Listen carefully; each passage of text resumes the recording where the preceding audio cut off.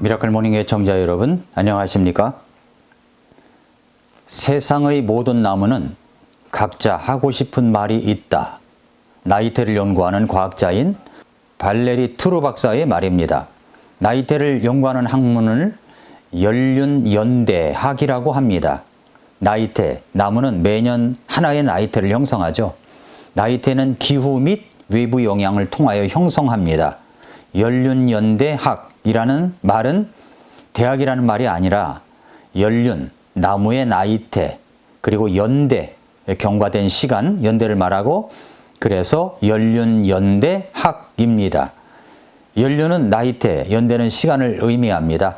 연륜연대학은 나이테를 세며 과거의 기후를 연구하고 기후가 생태계와 인간관계에 미치는 영향을 조사합니다.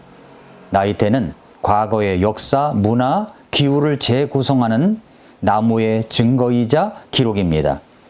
현존하는 악기 중에 가장 비싼 바이올린이 무엇인지 혹시 여러분 아십니까? 메시아라는 바이올린입니다. 1939년 영국 옥스퍼드 대학교의 애슈몰린 박물관은 안토니오 스트라디바리의 전설적인 바이올린 메시아를 손에 넣었습니다. 가격이 2천만 달러 이상으로 추정합니다. 원화로 치면 222억 8,200만 원입니다. 자동차 왕인 헨리 포드가 백지수표를 내밀고 그 바이올린을 사기를 원했지만 소장하고 있었던 힐 가문은 그것을 거절한 적이 있습니다. 힐 가문 사람들은 메시아 바이올린이 돈 많은 숭배자의 개인 소장용으로 은닉하는 대신 대중이 편하게 감상하고 미래의 악기 제작자들이 창조적인 영감을 얻을 수 있도록 세상에 공개되어야 한다고 생각했기 때문입니다. 1855년에 타라시오가 세상을 떠난 뒤 이 메시아는 이 바이올린은 파리 무역상들 중 하나인 장 바티스트 비욤에게 넘어간 적이 있는데 이분은 누구나 인정하는 바이올린 장인이었습니다. 특히 과거에 제작된 악기를 잘 복제하기로 유명한 사람이었기 때문에 혹시 애슈몰린 박물관의 그 비싼 악기 메시아도 복제품이 아닌가 하는 위기 논란에 휘말렸습니다. 정말 이 메시아가 스트라디바리가 제작한 명품인가 아니면 비욤이 감쪽같이 복제한 19세기 작품인가? 이 의문에 답하기 위하여 뛰어든 사람들이 연륜연대학을 연구하는 사람이었다는 것입니다. 연륜연대학이라는 단어는 그리스어로 나무라는 뜻의 덴드로스 그리고 시간이라는 뜻의 크로노스에서 유래했습니다. 연륜은 나이테라는 뜻이죠. 메시아를 제작한 목재의 나이테 폭을 측정하면 바이올린의 제작 시기를 추정할 수가 있다는 것입니다. 그래서 가장 비싼 악기 바이올린 메시아의 진품 여부를 가려냅니다. 선사 유적지에 남아있는 목재들의 나이테를 조사하여 유적지의 절대 연대를 밝혀내기도 했습니다. 나무는 나이테의 간격을 통해 과거에 어떤 기후였는지 알려줍니다. 나이테의 간격이 넓다면 그 해에 식량과 물이 풍부해 나무가 무럭무럭 자란 것이고 나이테의 간격이 좁다면 가뭄으로 나무의 생장 에너지가 부족했던 결과입니다. 나이테를 통해서 과거의 기후를 재구성하는 것은 단순히 옛날엔 그랬었지라고 말하기 위해서가 아닙니다. 나이테 과학자들이 밝히는 과거는 현재의 기후변화를 인정하고 미래를 계획하는 가장 실질적인 기초 자료가 되는 것입니다. 미래를 내다볼 수 있는 자료가 된다는 말입니다. 나이테를 보면 그 나무의 일생을 알 수가 있습니다. 나이테를 통해 그 나무의 과거를 알아 기후변화와 환경의 변화를 인정하고 또한 미래를 계획할 수가 있습니다. 사람들을 가만히 살펴보면 사람에게도 인생에게도 나이테가 있다고 생각되지 않습니까? 그 사람의 마음을 꺼내보면 인생 나이테가 드러납니다.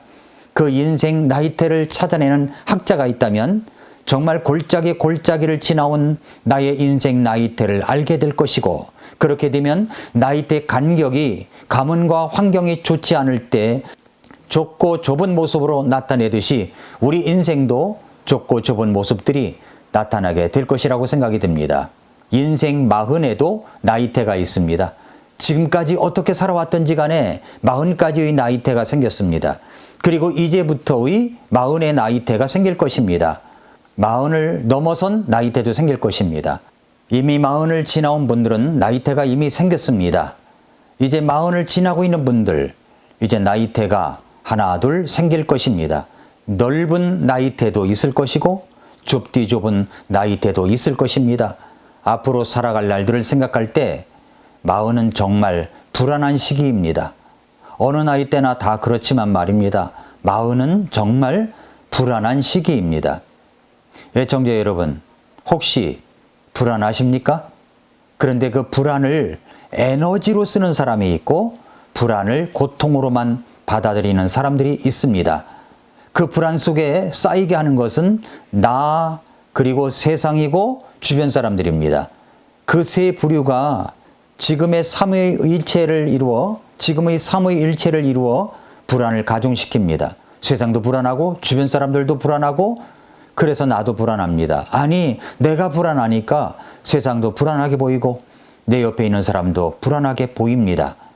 인간의 뇌는 크기가 아니라 빈도를 기억한다는 김경일 교수의 말처럼 불안의 빈도가 많으면 그것이 나이테로 자리 잡게 됩니다. 그래서 우리는 40의 불안을, 아니 지금 살고 있는 나의 불안을 에너지화해야 합니다. 불안을 에너지화해야 한다는 말, 이 말을 여러분 유의해서 들어보시기를 바랍니다. 불안한 40, 우리는 40의 불안을 어떻게 에너지화할 수 있을까요? 시편에서 그것을 배우게 됩니다.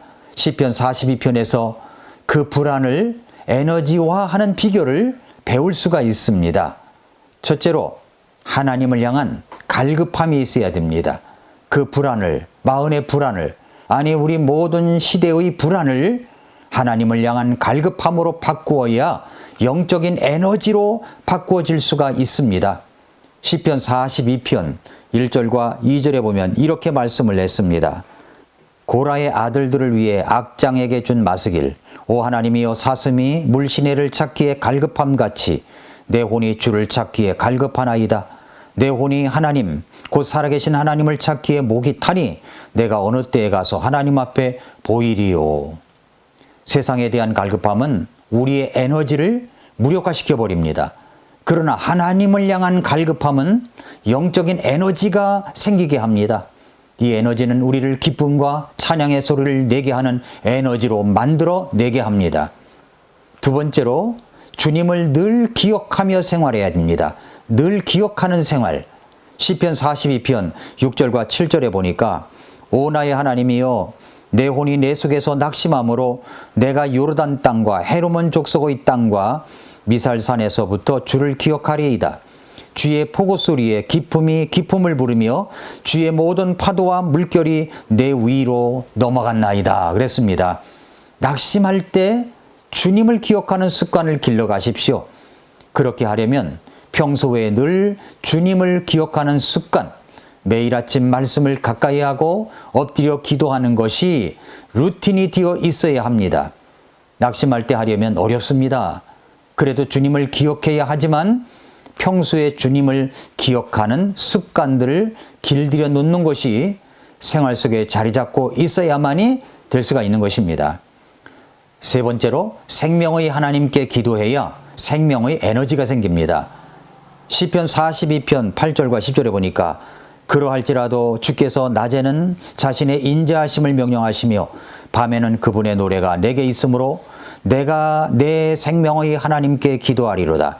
내 반석이신 하나님께 내가 말하기를 주께서 어찌하여 나를 잊으셨나이까? 내가 어찌하여 원수의 학대로 인해 애곡하며 다니나이까 하리로다. 내 원수들이 내 뼈를 찌르는 칼같이 나를 모욕하며 날마다 내게 말하기를 네 하나님이 어디 있느냐 하는도다 라고 했습니다. 생명의 하나님께 기도하리로다. 우리 하나님은 생명의 하나님이십니다. 그 하나님께 기도하십시오. 어떤 내용일지라도 말씀드리십시오. 시편 기자는 이렇게 호소했습니다. 주께서 어찌하여 나를 잊으셨나이까? 내가 어찌하여 원수의 학대로 인해서 애곡하며 다니나이까? 어찌하여 라고 말씀드리는 것이 믿음 없는 모습이 아닙니다. 생명의 하나님께 나아가게 하는 요소입니다. 생명의 하나님께 기도해야 생명의 에너지가 생깁니다. 마지막으로 하나님께 소망을 두십시오. 시편 42편 5절, 11절 그리고 43편 5절에는 같은 내용의 문구가 반복되어 있습니다. 오 내 혼아 어찌하여 네가 낙심하느냐 어찌하여 네가 내 속에서 불안해하느냐 너는 하나님께 소망을 두라 그분의 얼굴의 도우심으로 인하여 내가 여전히 그분을 찬양하리로다. 5절 그렇게 했고요. 11절 오 내 혼아 어찌하여 네가 낙심하느냐 어찌하여 네가 내 속에서 불안해하느냐 너는 하나님께 소망을 두라. 내 얼굴의 건강이시요 내 얼굴의 건강이시요 내 하나님이신 그분을 내가 여전히 찬양하리로다. 또 43편 5절에도 똑같은 말씀이 반복되어 있습니다. 오 내 혼아 어찌하여 네가 낙심하느냐 어찌하여 네가 내 속에서 불안해하느냐 하나님께 소망을 두라. 내 얼굴의 건강이시요 내 하나님이신 그분을 내가 여전히 찬양하리로다. 불안해만 하지 말고 하나님께 소망을 두십시오. 얼굴의 건강도 찬양하는 마음도 우리가 생기게 될 것입니다. 생명의 에너지가 생기게 될 것입니다. 사랑하는 애청자 여러분, 성도 여러분, 우리를 구원하신 예수님께서 이렇게 말씀하셨습니다. 요한복음 6장 19절과 20절에 보면은 이에 그들이 노를 저어 25 내지 30 스타디온쯤 가다가 예수님께서 바다 위로 걸어 배에 가까이 오시는 것을 보고 두려워하거늘 그분께서 그들에게 이르시되 나니 두려워하지 말라 하시니라. 나니 두려워하지 말라. 나다 두려워하지 말라. 예수님께서 말씀하십니다. 요한복음 14장 27절에는 내가 너희에게 평안을 남기노니 곧 나의 평안을 너희에게 주노라. 세상이 준 것과 달리 내가 너희에게 주노니 너희는 마음에 근심하지도 말고 두려워하지도 말라. 두려워하지도 말라. 두려워하지도 말라. 마흔이라는 그 시기에 찾아오는 불안을 그 두려움을 에너지로 전환시키려면 나를 구원하신 우리 예수님께 소망을 두십시오. 불안할 때 두려워할 때 예수님의 이름으로 기도하십시오.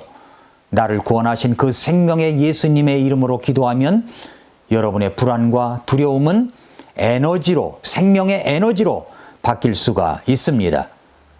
오늘도 미라클 모닝입니다.